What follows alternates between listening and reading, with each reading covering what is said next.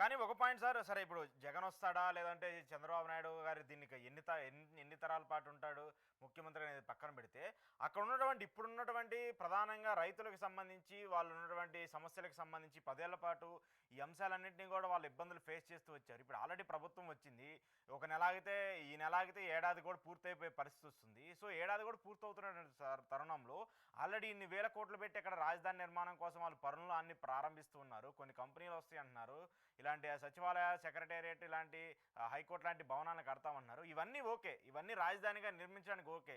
మరి భూములు ఇచ్చినటువంటి రైతుల పరిస్థితి ఏంటి? రైతులకు సంబంధించి ఏమి న్యాయం చేయబోతున్నారు? ముందు వాళ్ళది క్లియర్ చేయాలి కదా. వాళ్ళకి ఇవ్వాల్సినటువంటి ల్యాండ్ అంటారా, ప్లాట్స్ అంటారా, ఏవేవో చెప్పారు. మరి అప్పుడు ల్యాండ్ తీసుకునేటప్పుడు ముందు వాటిని క్లియర్ చేస్తే వాళ్ళ దగ్గర నుంచి కూడా వాళ్ళు ఏదైనా చేసుకోవడానికి దానికి ఒక పరిమితి ఉంటుంది కదా. అవి చేయకుండా ఇన్ని వేల కోట్లు పెట్టేసి ఇక్కడ భవనాలు ఇన్ని కడతా ఉండి రేపు మళ్ళీ వాళ్ళు ఏదో ఒక మాకు అది ఇవ్వలేదు ఇది ఇవ్వలేదు అని చెప్పేసి ధర్నాలకు నిరసనలకు దిగితే అప్పుడు బాధ్యత ఎవరిది?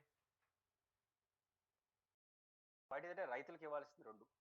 ఒకటి 10 సంవత్సరాల పాటు ఒక ఎకరాకి 50,000 రూపాయలు చొప్పున 10% పెంచుకుంటూ కౌలు ఇవ్వాలి.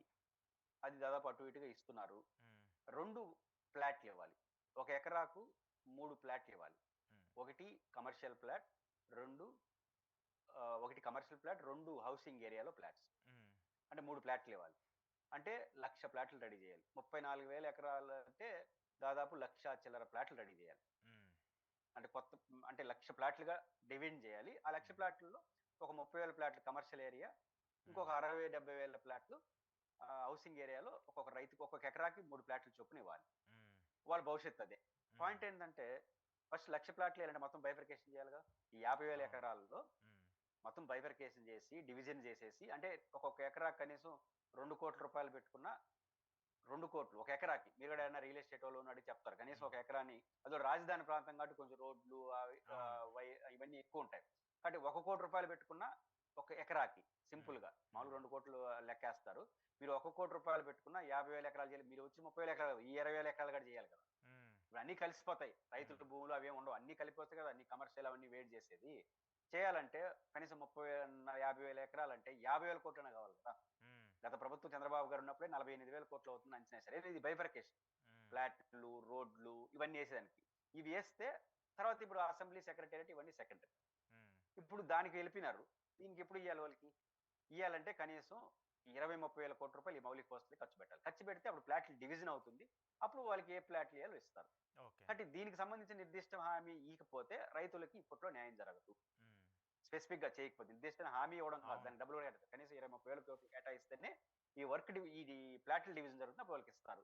ఇది ఎప్పుడు చేస్తారా అని వాళ్ళు ఆశిస్తున్నారు. దీంతో లోపల పెద్ద వార్త ఇంకొక 40,000 ఎకరాలు తీసుకుంటారు. ఇప్పుడు దానికి ఏం చేయాలి? కాబట్టి ఈ ఆందోళన రైతుల్లో ఉంది.